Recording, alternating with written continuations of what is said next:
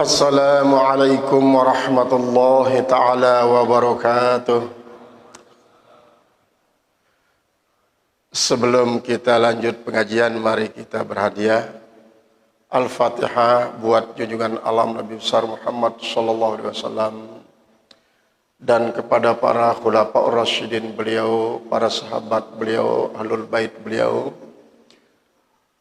Mudah-mudahan kelak di hari kiamat kita dapat syafaat dari beliau bi barakatil Fatihah.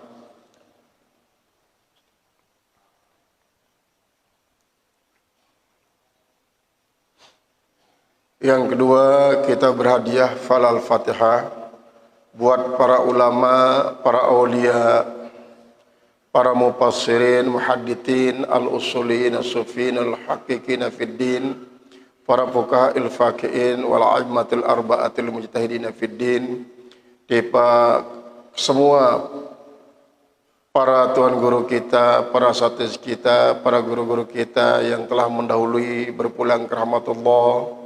Semoga Allah menerima perjuangan mereka memperjuangkan agama kita dunia dan akhirat. Semoga kekeliruan dan kesalahan mereka terampuni dan mudah-mudahan kubur mereka dijadikan taman-taman surga, bukanlah jurang-jurang neraka. Dan kita yang menjadi murid-murid beliau semoga dijadikan sebagai murid yang bisa mengamalkan ilmu. Semoga kita selalu berbuat taat dan jauh dari maksiat dan mungkarat. Dan mudah-mudahan pula Allah memberikan kita limpahan rezeki dengan cara mudah, berkah, jadi bekal kita beribadah yang mendekatkan diri kepada Allah sampai meninggal dunia dalam keadaan husnul khatimah, lalu berkumpul bersama para ulama dan aulia di Jannatul Firdaus bi barakatil Fatihah.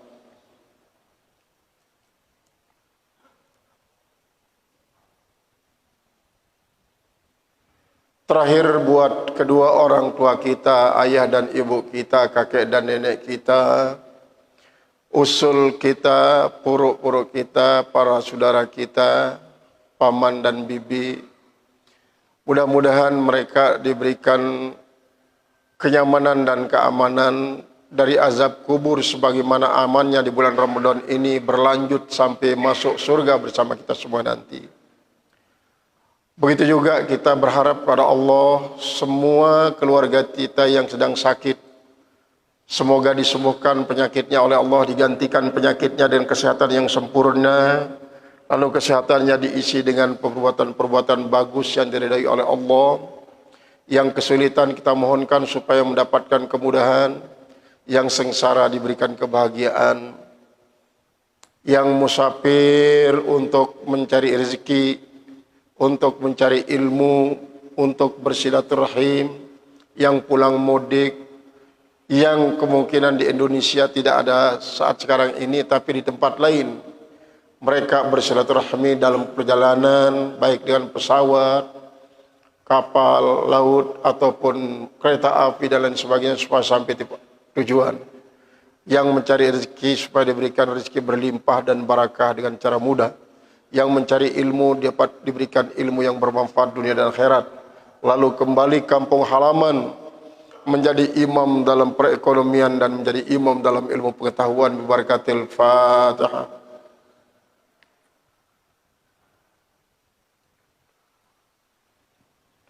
A'udzu billahi minasy syaithanir rajim. Bismillahirrahmanirrahim. Alhamdulillah rabbil alamin arrahmanir rahim wassalatu wassalamu ala asyrafil anbiya'i wal mursalin Sayyidina wa habibina syafiina dhurina qurrata a'yunina Mustafa Maulana Muhammad wa ala sa'iril anbiya'il mursalin wa alihi washabihim ajmain. Allahumma ighfir lana dhunubana tub 'alaina wa li walidayna jami'il mu'minin wal mu'minat wal muslimin wal muslimat al ahya'i minhum wal amwat. Allahumma iftah qulubana fil 'arifin wa 'allimna ulumal anbiya'il mursalin waj'alna minal ulama'il amilin waj'alna minal ulama'il amilin waj'alna minal awliya'il muqarrabin alladhina la khaufun 'alaihim wa la hum yahzanun waj'alna minal ulama'il amilin wal awliya'il muqarrabin alladhina la khaufun 'alaihim wa la hum yahzanun waj'alna minal ulama'il amilin wal awliya'il muqarrabin alladhina la khaufun 'alaihim wa la hum yahzanun. Subhanaka la ilma lana illa ma 'allamtana innaka antal alimul hakim. Walhamdulillahi rabbil alamin. Bapak Ibu jamaah salat subuh yang sangat-sangat dimuliakan Allah Subhanahu wa taala, patut kita bersyukur karyat Allah di bulan Ramadan yang penuh barakah ini. Kita sudah menyelesaikan kewajiban puasa kita sebanyak 26 hari, dan kita sudah qiyamul lail, baik yang berupa salat tarawih, salat tahajud, salat witir, dan bahkan mungkin ada yang melaksanakan salat sunat Lailatul Qadar. Semoga diterima oleh Allah Subhanahu wa taala. Sisa hari dan malam yang belum kita lalui di bulan Ramadan ini, mudah-mudahan kita dapat melaluinya dengan penuh iman dan ihtisab, sehingga begitu kita dapat menyelesaikan sebulan Ramadan, kita sudah dipastikan oleh Allah menjadi hambanya yang bertakwa, yang sudah dijanjikan surga, yang tidak ada bisa membayangkan betapa indahnya surga yang dijanjikan oleh Allah Subhanahu wa taala itu.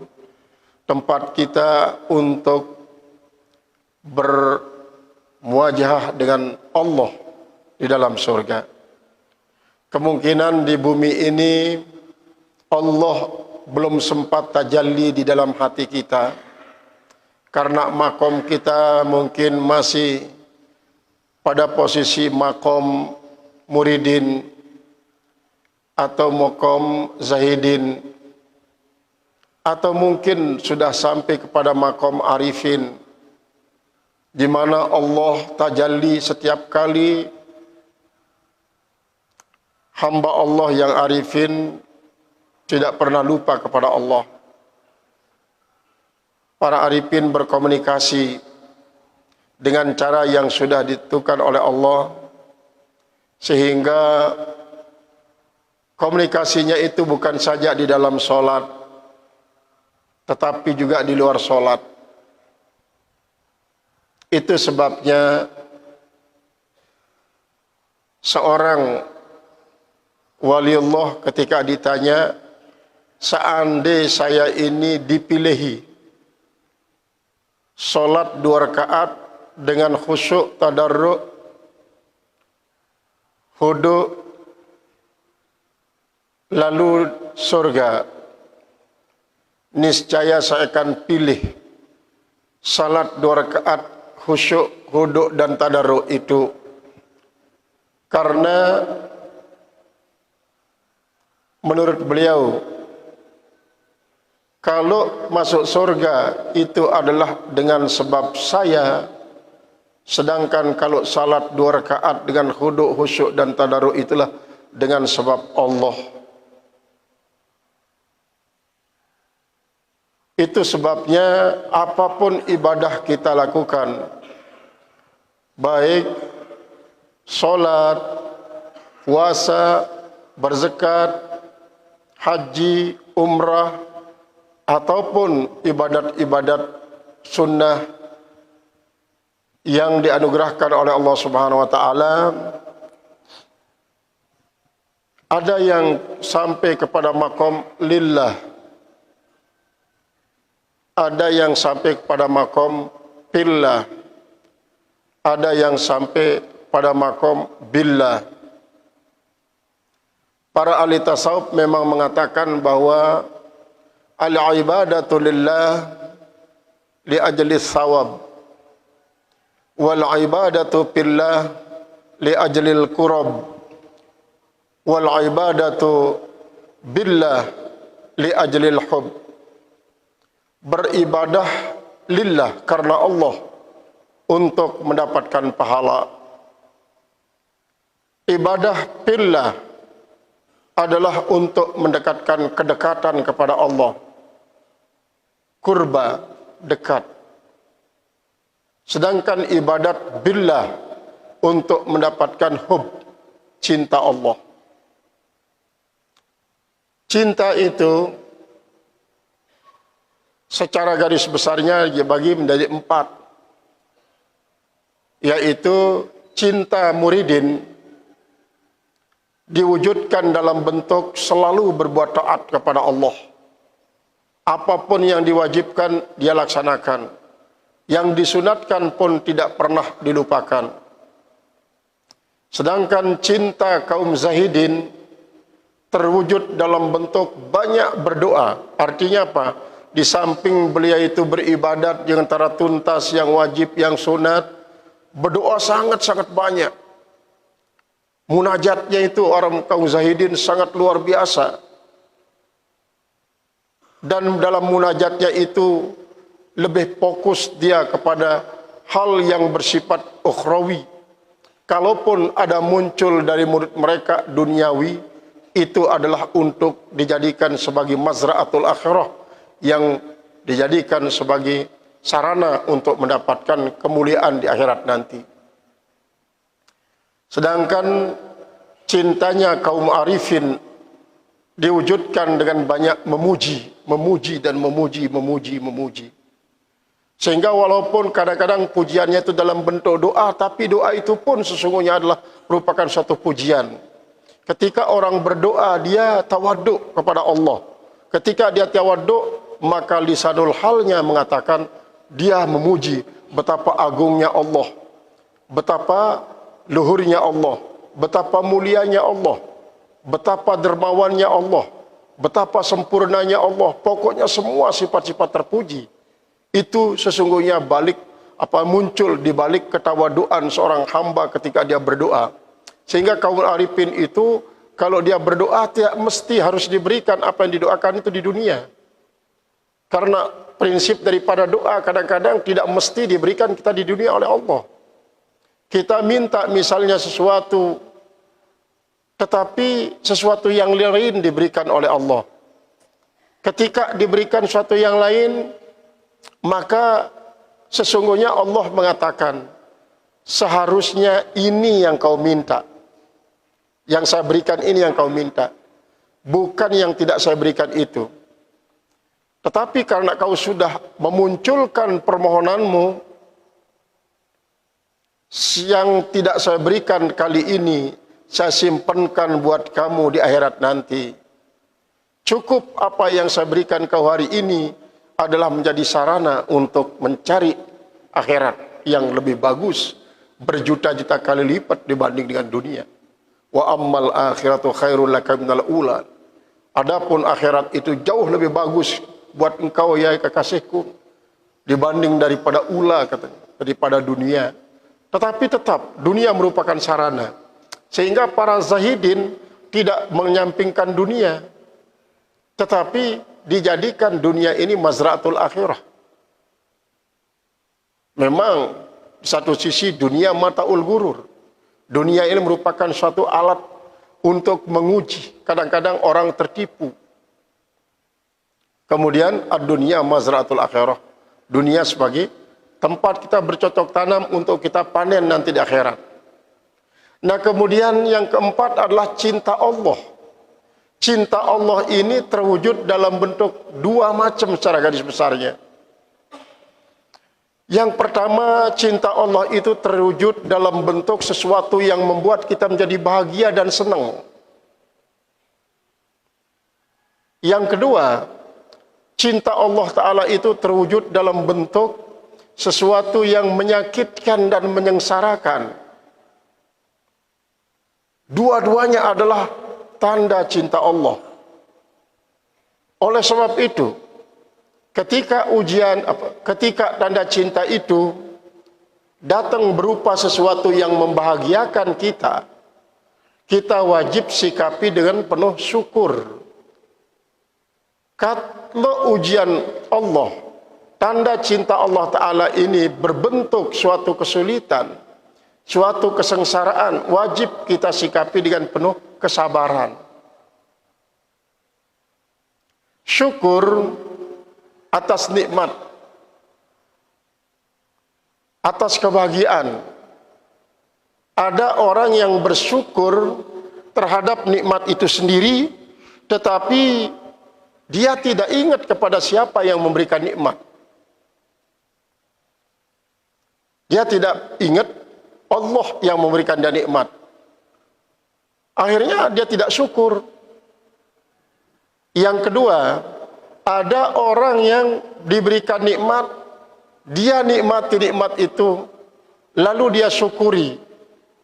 Cara mensyukurinya, dia tetap ingat kepada Allah, lalu semua yang diberikan itu dijadikan sebagai alat untuk mendekatkan diri kepada Allah. Yang ketiga, ada orang yang diberikan nikmat, kebahagiaan, kesuksesan, sukses dalam bisnis, sukses dalam pendidikan, sukses dalam politik, sukses dalam kebudayaan, sukses dalam berbagai macam aktivitas-aktivitas dunia. Yang paling sukses dalam hal inilah sukses dalam menuntaskan kewajiban yang diberikan oleh Allah. Maka kesemua itu tidak dihiraukan. Yang dihiraukan hanyalah Allah yang memberikan kesuksesan itu. Dia sukses, dia sadar bahwa dirinya sukses. Dia bahagia, dia sadar bahwa dirinya bahagia. Tetapi kebahagiaan dan kesuksesan ini diabaikan. Yang diingatkan hanya Allah semata yang memberikan nikmat. Ini yang paling tinggi. Kesyukuran semacam itulah yang dimiliki oleh para nabi, oleh para rasul. Nabi Sulaiman misalnya, ketika dia pada waktu miskin, Nabi Sulaiman, karena beliau itu melanjutkan profesi orang tuanya, menjadi pandai besi, membikin senjata, membikin baju rantai, membikin tameng-tameng yang terbuat daripada besi. Tiba-tiba Nabi Sulaiman dihitab oleh Allah Subhanahu wa taala. Sulaiman, di tempat sana jauh dari sini ada seorang perempuan tua, tidak ada yang menghiraukannya. Sekarang kau pergi, kau harus menunjukkan kepedulianmu kepada orang tua itu. Apapun kebutuhannya kau harus penuhi. Nabi Sulaiman pada saat itu sangat kebingungan. Ya Allah, dengan apa saya akan bisa pergi ke tempat itu? Apa yang saya harus berikan kepada perempuan tua tersebut? Saya sendiri sangat kekurangan. Akhirnya Nabi Sulaiman diilhami doa oleh Allah. Doa beliau itulah, Rabbik firli wa habli mulkan la yambaghi min qablu wa min ba'di. Ya Allah, ampuni dosa saya. Berikanlah saya mulkan, kekuasaan, kerajaan. La yambaghi min qablu wa min ba'di, yang tidak pantas engkau berikan kepada orang-orang sebelum saya dan orang-orang sudah saya. Itu permohonan daripada Nabi Sulaiman. Ketika itu langsung Allah menurunkan seperai. Seperai beliau itu bukan kecil seperti yang kita lihat di film Aladin kayak sejadah itu, bukan. Kalau yang diberikan Nabi Sulaiman ini 500 ekor kuda perang masuk di atas perai ini. Lalu 500 ekor kuda perang itu bisa diterbangkan. Kecepatannya adalah mampu untuk menempuh jarak yang kalau dijalani dengan kuda yang berlari kencang baru bisa sampai setelah dia berjalan 1 bulan. Tetapi seperai Nabi Sulaiman ini dia bisa selesaikan dalam waktu sehari. Akhirnya Nabi Sulaiman pun mendatangi perempuan tua tersebut. Lalu segala kebutuhannya diberikan oleh Nabi Sulaiman. Diberikan semuanya. Timbul masalah. Ya Allah, begini besar nikmat yang engkau berikan kepada hamba kali ini. Jauh jutaan kali lipat berbalik daripada keadaan sebelumnya.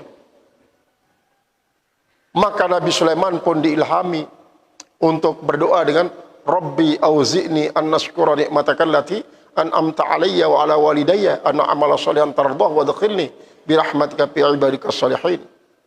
Rabbi auzi'ni an ashkura ni'mataka allati an'amta alayya wa ala walidayya wa an a'mala shalihan tardahu wa adkhilni waslihni fi dini wa'alni min ibadikal muslimin. Itu adalah doa yang diilhami oleh Allah kepada Nabi Sulaiman. Karena dengan sekian banyak kesuksesan Nabi Sulaiman dalam bidang politik, beliau sukses menjadi seorang raja besar, menyingkirkan kompetitor lainnya dalam turnamen pencarian kerajaan pada waktu itu. Nabi Sulaiman tidak pernah mengharapkannya sebenarnya, tapi dijadikan oleh Allah Subhanahu wa taala. Sementara raja-raja lain langsung tunduk di bawah kekuasaan Nabi Sulaiman. Dan untuk menjadi tanda syukurnya raja-raja lain yang dipimpin dan diarahkan oleh Nabi Sulaiman begitu adil dan bijaksana, maka semua raja-raja itu ada yang mengirim berbagai macam upeti, ada yang mengirim berbagai macam pemberian-pemberian, termasuk perempuan-perempuan cantik dari raja kerajaan-kerajaan itu diserahkan kepada Nabi Sulaiman. Nabi Sulaiman sebenarnya tidak ingin untuk memiliki istri banyak. Jadi istri beliau itu 300, sementara gundiknya menjadi 700. Gundiknya 700. Jadi istrinya yang resmi adalah 300, berarti 1000 perempuan. Itu diayomi oleh Nabi Sulaiman dari berbagai macam suku bangsa dan golongan, dikirimkan oleh raja-raja bawahannya itu. Nabi Sulaiman tidak pernah mencari.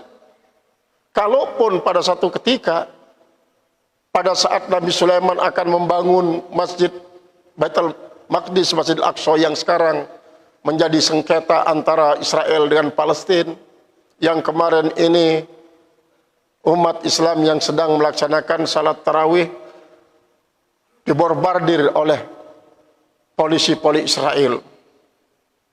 Itu merupakan ujian, bukan saja buat mereka saudara-saudara kita di sana, tapi juga bukan ujian kepada kita untuk menguji apakah kita yang berada di tempat jauh ini memiliki simpati kepada saudara kita di sana. Lalu ujian kedua, apakah kita sabar? Apakah kita sabar, tidak emosi, tidak tersulut pancing emosi? Ketika Nabi Sulaiman membangun Baitul Maqdis itu, maka semua makhluk yang dikuasai oleh Nabi Sulaiman tidak ada yang tidak mengambil andil, memberikan andilnya untuk kepentingan perairan. Air yang akan dipergunakan untuk mencampur loh-loh lah kita bilang, jadi perkat batu-batu yang akan dipasang, maka burung hudhud itu yang dilepaskan untuk mencari di mana sumber air. Namun dalam perjalanan pencariannya si burung hudhud, dia terpesona melihat kecantikan seorang gadis belia umur belasan tahun memimpin sidang di hadapannya para prajurit-prajurit pilih tanding yang semua menyandang senjata-senjata lengkap, bagikan para prajurit yang siap siaga satu, sedang dipimpin oleh putri ini. Itu yang menyebabkan burung hudhud menjadi terpesona melihat kecantikan gadis ini, dan begitu fasih berbicaranya di hadapan sekian banyak prajurit, semua prajurit para tunduk, begitu wibawanya. Jadi lengkap sekali perempuan ini.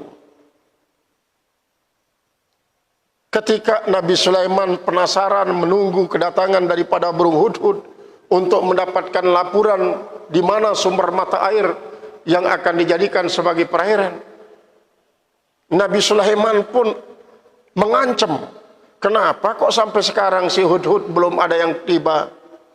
Kita ingin tahu di mana posisi air yang harus kita ambil untuk mencampur semua bahan-bahan yang ada di Baitul Maqdis ini. Kalau dia datang nanti saya akan cabut bulu-bulunya supaya tidak terbang lagi.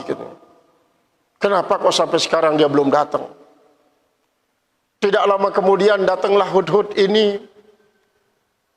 tidak melaporkan tentang di mana dia mendapatkan sumber mata air. Namun justru yang dilaporkan adalah keterpesonaannya melihat kecantikan seorang gadis yang begitu berwibawa, bertutur kata begitu fasih. Semua prajurit yang ada di hadapannya menjadi tunduk dan kagum. Itu yang dilaporkan oleh Hudhud. Akhirnya sedikit rasa marahnya Nabi Sulaiman itu menjadi sirna. Terus siapa namanya perempuan itu? Balkis namanya. Lalu bagaimana rencana Tuhan sekarang? Kalau begitu kamu harus kembali. Kamu harus kembali. Kembali untuk gimana Tuhan? Kirimkan surat ini kepada Balkis itu. Kau bawa ini surat lalu nanti jatuhkan di pangkuannya yang sedang memimpin sidang. Maka Nabi Sulaiman pun membuat sebuah surat yang diawali dengan innahu min Sulaimana innahu bismillahirrahmanirrahim fala ta'lu alayya wa'tuni muslimin. Nah, setelah itulah sempurna bismillahirrahmanirrahim. Karena apa? Karena Rasulullah SAW ketika mengirim surat belum sempurna seperti itu sebelum turunnya surat An-Naml yang mengkisahkan Nabi Sulaiman ini. Pada permulaannya Rasulullah SAW menulis surat dengan Bismillah min Abdullah Muhammad Rasulullah. Terus sampai turun Bismillahi majriha pada Nabi yang mengisahkan tentang Nabi Nuh alaihissalam sampai kepada Ud'ullah awid'ur rahman, barulah menjadi Bismillahirrahman. Baru setelah turunnya kisah Nabi Sulaiman yang mengirim surat kepada Balkis inilah Rasulullah lalu melengkapinya dengan Bismillahirrahmanirrahim min Abdillah Muhammad Rasulullah. Sedangkan surat Nabi Sulaiman itu singkat, tidak berbelit-belit, dia langsung saklek. Dari Sulaiman, putra Daud, utusan Allah. Setelah diawali dengan Bismillahirrahmanirrahim. Fala ta'lu alayya wa'tuni muslimin, katanya. Jangan kalian sombong kepada saya, datang kepada saya dalam keadaan tunduk dan patuh. Bayangkan siapa yang tidak terkejut? Seorang putri yang begitu berwibawa membaca surat ini di hadapan para prajurit yang pilih tanding. Maka semua prajurit itu kayak tersulut emosinya. Kurang ajar kok Sulaiman ini, bagaimana sih kebesaran kerajaannya kok mengirim surat begitu singkat lalu dia menyuruh kita datang. Wih, semua para prajurit yang sudah lama tidak berperang, sudah gatal tangannya ingin memerangi si Sulaiman itu. Semua. Tapi dengan tangkas dan sangat bijak, Balkis yang cantik itu mengatakan peperangan tidak akan menyelesaikan masalah. Kalau masih kita bisa nego, kenapa kita nego saja?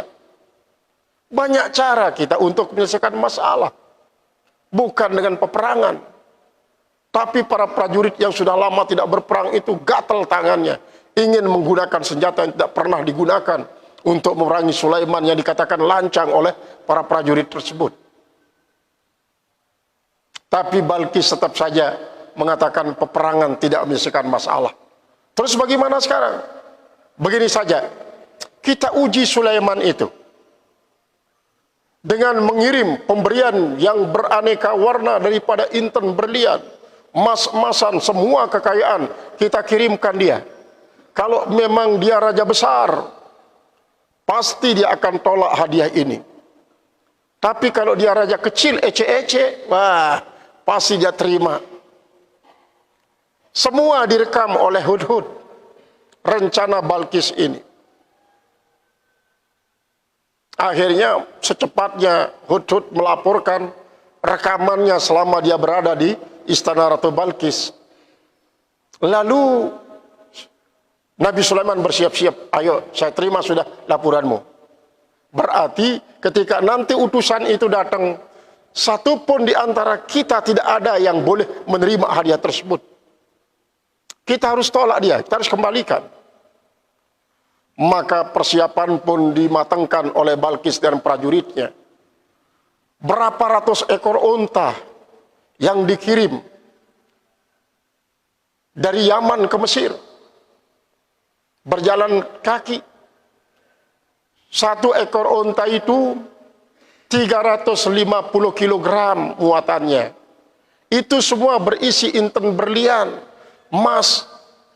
Buat Nabi Sulaiman, membuat emas tidak perlu menambang, tidak perlu mengeksploitasi, tidak perlu mengeksplorasi. Cukup hanya menghitab tanah-tanah itu supaya dia berubah jadi emas, robah jadi emas. Batu-batu dihitab jadi emas. Maka raja-raja yang ada pada waktu itu juga memiliki kemampuan semacam itu, termasuk Balkis. Jadi untuk inten berlian, emas, mutiara dan lain sebagainya tidak sulit didapatkan. Bergegaslah para utusan ini untuk membawa sekian ratus ekor unta, membawa hadiah ke Nabi Sulaiman. Sesampainya di istana Nabi Sulaiman,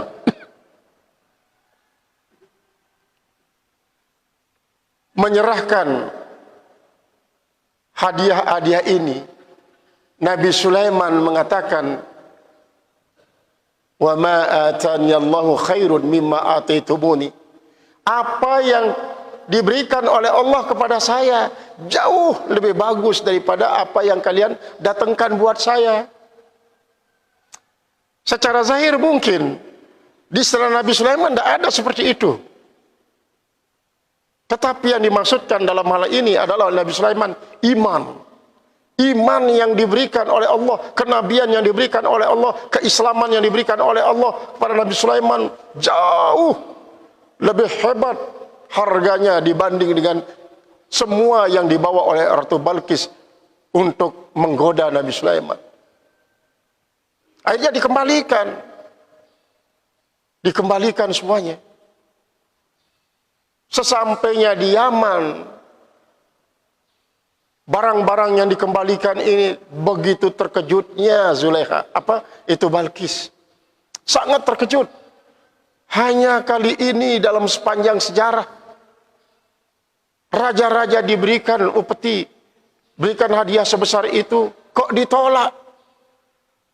Sepanjang sejarah tidak ada ceritanya kecuali sekarang, yaitu ditolak oleh Nabi Sulaiman alaihissalam. Hudhudi pun selalu mengiringi, mengawal sampai rencana selanjutnya. Rencana selanjutnya, kalau begitu tidak mengapa, kita harus datang ke istana Nabi Sulaiman itu. Ya, kalau sekarang ini mungkin Balkis akan masuk di salon kecantikan seminggu 2 minggu. Untuk apa? Merias dirinya. Supaya Nabi Sulaiman pun akan terpesona melihat dirinya. Padahal sebelumnya tidak pernah dilihat oleh Nabi Sulaiman. Semua dilakukan untuk mempercantik dirinya. Dikawal oleh para prajurit pilih tanding. Akhirnya, ya singkat cerita, berangkatlah Balkis ini digiringi oleh ribuan prajurit. Hudhud terus pulang pergi melaporkan apa yang terjadi. Lalu dikumpulkanlah para ifrit oleh Nabi Sulaiman. Dikumpulkan para ifrit untuk apa? Untuk memindahkan singgasananya Balkis itu dari Yaman ke Mesir. Lalu para ifrit yang ditawari oleh Nabi Sulaiman mengatakan, kami mampu ya Rasulullah. Seukuran apa kemampuan kalian, kecepatannya? Seukuran Tuhan bangun dari tempat duduknya sampai berdiri, itu adalah ukuran kecepatannya. Saya ingin lebih cepat dari itu, kata Nabi Sulaiman. Bayangkan, jarak antara Yaman dengan Mesir perjalanan pada waktu itu, perjalanan 1 bulan paling cepat. Pakai onta yang cepat. Ini kok tiba-tiba antara duduk sampai berdiri saja berapa detik saya waktunya itu. Tapi Nabi SAW mengatakan saya ingin lebih cepat. Lalu tampillah seorang kekasih Allah yang bernama Asib bin Barhiyah. Asib bin Barhiyah ini bukan Nabi Rasul, tapi seorang waliullah yang selalu wiridnya adalah Ismul A'zam. Itu yang jadi wiridnya. Dia mengangkat tangan, ana atika min qabli ayyartadda tarfuknya. Saya yang akan menghadirkan singgasana Balkis itu sebelum mata engkau terkedip, ya Tuhan. Bayangkan, sekejap mata mau didatangkan dari Yaman ke Mesir. Mungkin ini pesawat dari Yaman ke Mesir 3 jam. Pesawat yang cepat 3 jam. Kok tiba-tiba Asib bin Barhiyah singgasana Ratu Balkis dalam waktu sekejap mata. Dan itu menurut satu riwayat bukan dia terbang. Dia tidak terbang dari bawah tanah. Dari bawah tanah. Kayak apa? Kayak ular dia cepat. Hanya satu. Akhirnya dipanggil lagi Ifrit. Dipanggil. Modifikasi istana ini. Supaya apa? Supaya tidak diingat oleh Balkis. Kita ingin untuk menjadikan singgasana inti untuk menguji kecerdasan Balkis. Apakah dia cerdas betul atau tidak? Maka mulailah bekerja para Ifrit. Sampai dia membuat apa? Membuat kali yang terbuat dari kaca rasa, dari cermin, sehingga kelihatannya begitu pintar si Ifrit ini bagikan gelombang air kelihatannya. Akhirnya betul terjadilah, datang Balkis. Begitu Balkis datang, Nabi Sulaiman sudah siap di atas kursinya, menyaksikan dari ujung kaki sampai ujung bulu kepala, ingin dilihat oleh Nabi Sulaiman gimana sih keadaan si Balkis itu. Maka karena Balkis tidak pernah melihat gerbang begitu hebat dan begitu indah, dianggap kaca rasa itu adalah bagikan air. Itu yang menyebabkan dirinya apa? Takut basah. Sementara kan dia pakai apa? Sepan panjang. Diangkatlah sepan panjangnya oleh Balkis karena takut basah. Dianggap bahwa dirinya akan liwat di atas parit. Dia akan liwat di atas air. Itu yang menyebabkan diangkat supaya tidak basah. Tidak tahu bahwa itu rencana Nabi Sulaiman untuk ingin melihat apa? Melihat betis Balkis. Ternyata Balkis ini kok betisnya berbulu. Dia punya bulu kayak betis hemar. Ini kurangnya Ifrit gitu. Kenapa Tuhan? Yang lain sudah sangat sempurna anak ini. Cuma satu kurangnya apa? Masa kok betisnya punya bulu nih? Kayak bulu hemar. Gampang, serahkan kepada saya. Bagaimana kau akan bisa? Tanpa pengetahuan dia Tuhan, secepat kilat saya akan biarkan dia rontok bulu-bulunya itu. Maka menurut riwayat, maka ini si Ifrit mencari kapur, dicampur dengan minyak tanah, dipergunakan untuk melumuri betisnya Balkis. Begitu dilumuri dengan minyak tanah bercampur kapur ini, rontok semua bulu-bulu yang di betis Balkis. Tanpa pengetahuan Balkis. Dilihat oleh Nabi Sulaiman, sempurna anak ini dia bilang. Begitu dia dekat di istana yang dipindahkan dari Yaman itu, lalu Nabi Sulaiman bertanya kepada Balkis, "Hadhihi arshuki? Hadhihi arshuki? Hadhihi arshuki? Apakah ini istanamu?" Jawab Balkis apa? "Ka'annaha hiya." Seolah-olah dia ini, kelihatannya dia istana saya. Gimana caranya bisa datang ke sini? Ini sudah istanamu ini. Coba kau perhatikan, sedikit saja ada modifikasi, membuat menjadi pangling itu si Balkis. Betul memang ini istana saya. Bagaimana caranya datang? Tidak tahu bahwa itulah merupakan rencana daripada Nabi Sulaiman untuk menjebak si Balkis ini. Akhirnya tidak basa-basi, Nabi Sulaiman dipersilahkan, begitu dia duduk, bagus dudukannya. Gimana sekarang? Mau ndak kamu itu menjadi istri saya yang ke-1000? Bagaimana tidak akan terkejut? Tidak ada basa-basinya, langsung bertanya mau pada istrimu 1000. Tidak pernah ada laki-laki yang berani untuk mengutarakan kata-kata cinta saja kepada Balkis. Karena dia seorang gadis yang sangat-sangat cantik. Semua lelaki mengatakan tidak bisa kita tandingi perempuan ini. Dari apapun. Tiba-tiba Sulaiman mengatakan, mau tidak kau menjadi istri saya yang ke-1000? Bengong, ini sih. Berikan saya kesempatan untuk berpikir. Jangan terlalu mau berpikir. Kalau kamu terlalu lama berpikir, kamu tidak punya kesempatan lagi. Puluhan ribu gadis cantik sudah ngantri melamar untuk menjadi istri saya. Kalau terlalu lama berpikir, kamu nanti tidak punya kesempatan lagi. Sekarang ini ayo tentukan. Kalau kamu sudah sanggup, kamu boleh tinggal di istanamu. Buat saya, untuk datang kapanpun bisa. Akhirnya sangguplah Balkis itu untuk menjadi istri Nabi Sulaiman yang ke-1000. Tapi semuanya terjamin.